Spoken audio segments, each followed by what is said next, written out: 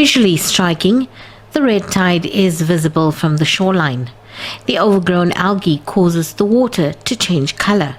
Its toxins could prove harmful to people, fish, shellfish, marine mammals and birds.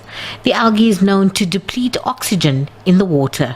Red tides are usually caused by a bloom of algae, and this one particularly is a red color.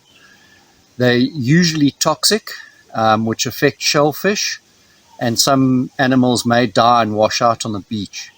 The public's warned not to eat anything that does wash out on the beach, and not to consume shellfish over the next couple of days. Some samples have been taken, and tests will be run to determine what the species is and whether it is a toxic tide or not.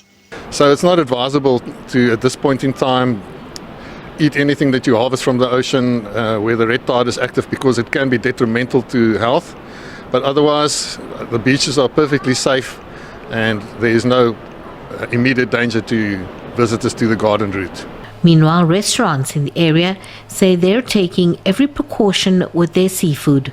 Our shellfish, a lot of our fish species comes from the west coast. Fresh fish comes from this area, but fresh fish is not as susceptible to red tide and moves away from low oxygen areas.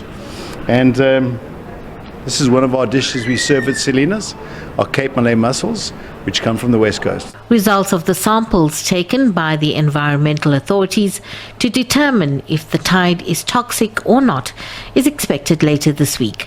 Segui Chesi, SABC News, George in the Western Cape.